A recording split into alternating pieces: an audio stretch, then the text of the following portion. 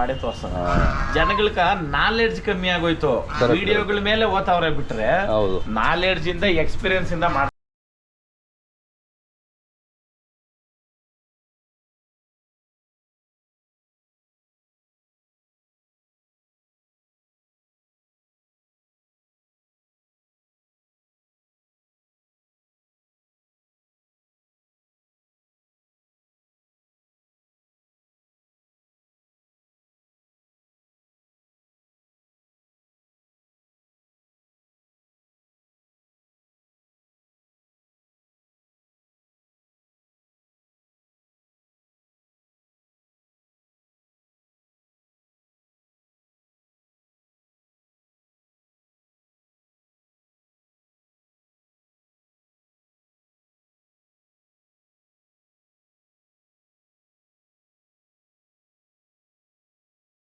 ಗಜ್ಜಿ ಕಾಯಿ ಸಿಕ್ಕಿದ್ರೆ ಇಲ್ಲ ಗೊಜ್ಜಿಸ್ಕೊಂಡ್ರೆ ಇಟ್ಟು ತಿನ್ಬೋದು, ಇಲ್ಲ ಅನ್ನ ಮಾಡ್ಕೊಂಡು ಗೊಜ್ಜಿಸ್ಕೊಂಡ್ರೆ ಆ ಹೊತ್ತು ಕಳೀತದೆ.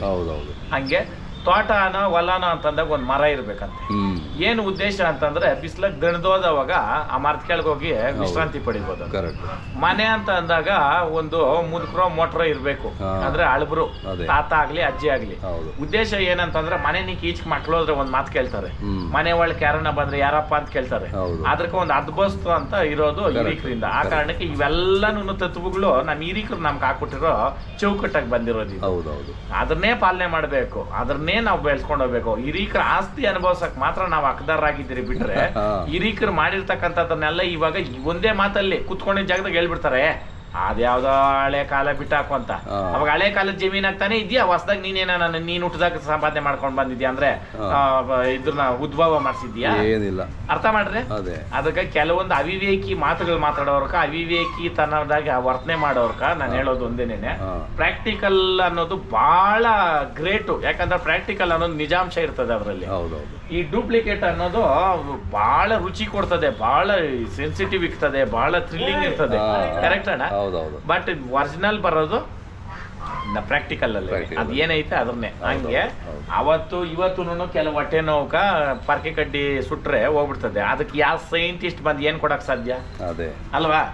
ಆಮೇಲೆ ಮನೆ ಮುಂದೆ ಸಗಣಿ ಸಾರಿಸ್ತಾ ಇದ್ರು. ಉದ್ದೇಶ ಏನು?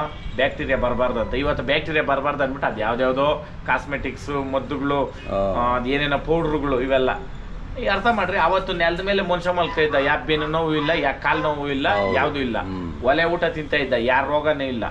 ಇವತ್ತು ಗ್ಯಾಸ್ ಬಂತು, ಕುಕ್ಕರ್ ವಿಜಿಲ್ ಕೂಗ್ದಂಗೆ ಮನುಷ್ಯನ್ ಲೇಪ್ ಕೊಡೋ ಕಿರ್ ಅಂತದ್ ಒಂದೇ ಕಿತ್ತ. ಹೌದಾ ಇಲ್ಲಣ್ಣ? ಏನ್ ಅವಶ್ಯಕತೆಗೆ ಇಕ್ಕೋಬೇಕು, ಗ್ಯಾಸು ಬೇಕು, ಯಾಕಂದ್ರೆ ಇವತ್ತಿನ ಒತ್ತಡದ ಜೀವನದಲ್ಲಿ ಬೇಕು. ಬಟ್ ಒಲೆ ಊಟ ತಿಂದವ್ರಣ್ಣ ಇವತ್ತು ನಾನು ಇಷ್ಟು ಗಟ್ಟಿಗೆ ಇದ್ದೀನಿ ಅಂದ್ರೆ ಈಗ ಒಂದು 7-8 ವರ್ಷ ನಿಂಗೆ ಈಚೆಗೆ ನಾನು ಗ್ಯಾಸ್ ಊಟ, ನಮ್ಮ ಮನೆಗೆ ಒಟ್ಟು ಕುಟುಂಬ ಇದ್ದಾಗ ಒಲೆ ಊಟನೇ ಚಿಕ್ಕ ವಯಸ್ಸಿಂದ. ಆಮೇಲೆ ಒಲೆನಾಗ ಮಾಡ್ದವಾಗ ಕಣ್ಣುಗಳು ಇದಾತೈತೆ ಅಂತಂತು. ಇವತ್ತು ಏನೂ ಮಾಡ್ದಿರ ಇರೋರ್ಗ ಕಣ್ಣುಗಳು ಕಾಣಿಸ್ದಿರ ಇರೋದಾಗೈತೆ. ಶುಗರ್ ಅನ್ನೋದು ಪ್ರತಿಯೊಬ್ಬರಿಗೂ ಅದು ದೇವ್ರು ಕೊಟ್ಟಿರೋ ಬಳ್ವಳಿ ತರ ಆಗ್ಬಿಟ್ಟೈತೆ.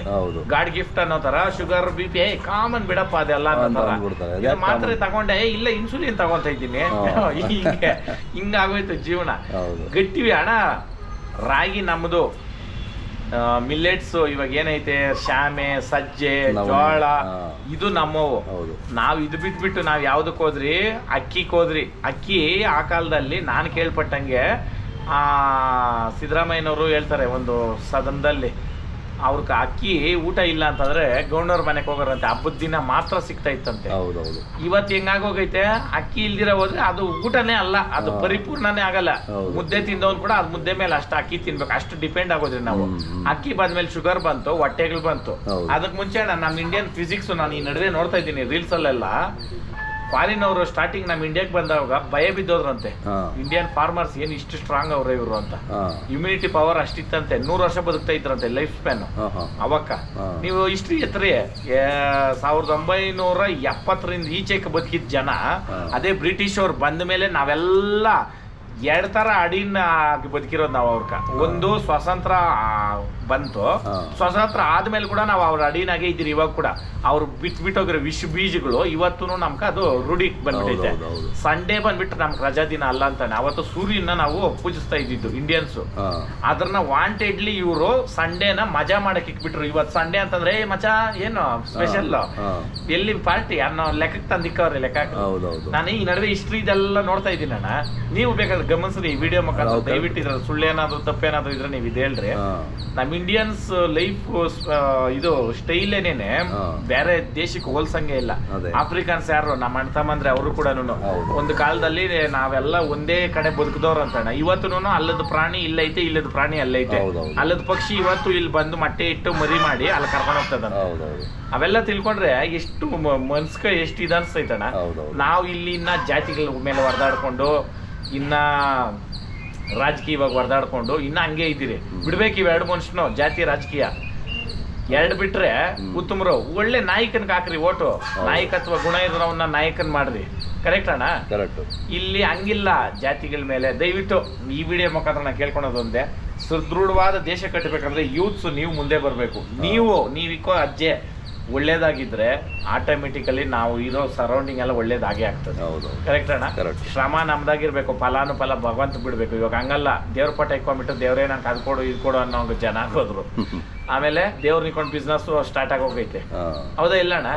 ಅದಕ್ಕೆ ಶ್ರಮ ನಾವು ಪಟ್ಟು ಫಲಾನುಫಲ ಭಗವಂತನಿಗೆ ಬಿಟ್ರೆ 100% ರಿಸಲ್ಟ್ ಕೊಟ್ಟೆ ಕೊಡ್ತಾನೆ. ಓಕೆ, ಈ ವಿಡಿಯೋ ಮುಖಾಂತರ ನಿಮ್ಮ ಅನಿಸಿಕೆಗಳನ್ನ ಕಾಮೆಂಟ್ ಮುಖಾಂತರ ತಿಳಿಸ್ಬೇಕು. ಓಕೆ, ಜೈ ಹಳ್ಳಿಕ.